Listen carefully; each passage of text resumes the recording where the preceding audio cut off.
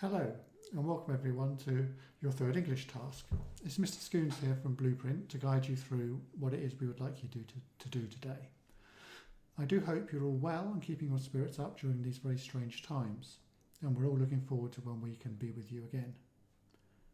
As you can see from the slide, this task moves on to the second of your two workbooks, and we will be looking at an example of non-fiction writing. The extract we will be looking at today is by Bill Bryson and can be found on page 2 of the workbook. As we make our way through the slides, I will ask you some questions to get you thinking, and you can pause the slides at any time to jot down your answers. At the end of the slides, there is some support with vocabulary and subject terminology to help you as you tackle the questions in the workbook on your own. There are also some instructions on how you can return your work to your teachers for some feedback. So what do we mean by non-fiction? Well, non-fiction refers to writing that is about the real world, about real places and about real people.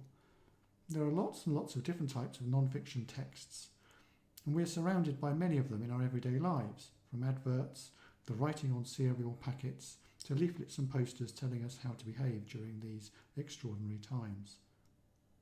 I have listed a few examples on the slide. Can you think of any more?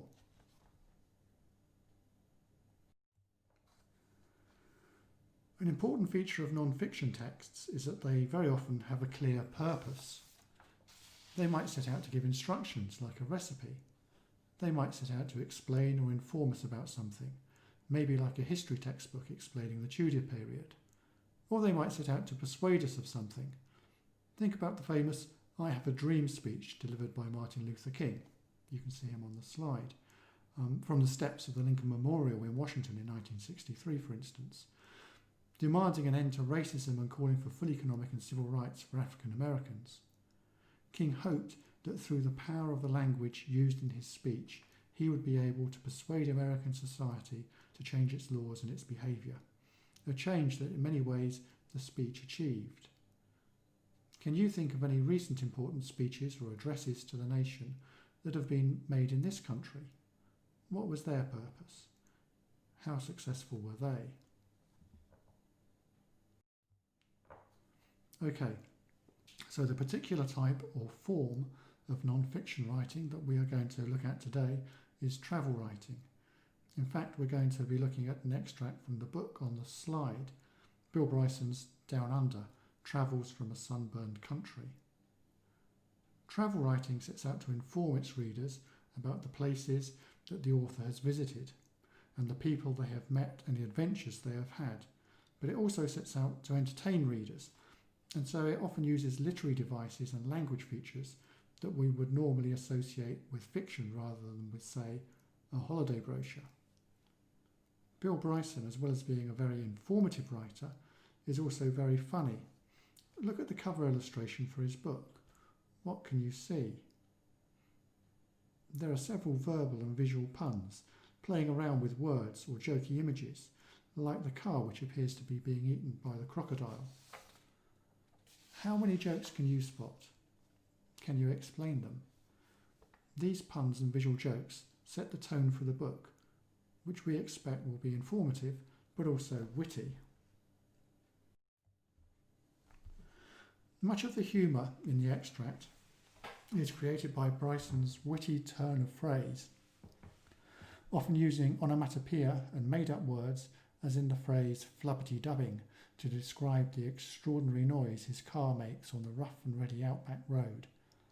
However, perhaps the main source of humour in the extract comes from the way in which Bryson plays with the contrast between appearance and reality, by what he expects the outback of Australia to be like and how it can surprise us.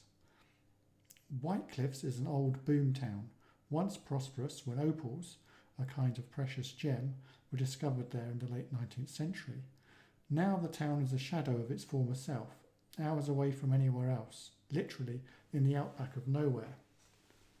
The picture on the left of the slide conveys this bleak appearance of the town, and Bryson spends much of the extract showing his readers how dreadful this godforsaken outpost seems to be, a 6-hour round trip to the nearest supermarket, and a place where the houses burrow into the landscape to escape the intense heat of the day. The metaphor of the houses burrowing into the hills dehumanises the town, conveying a sense to the reader of rodents digging in the ground. It doesn't appear to be a place where anyone would choose to live.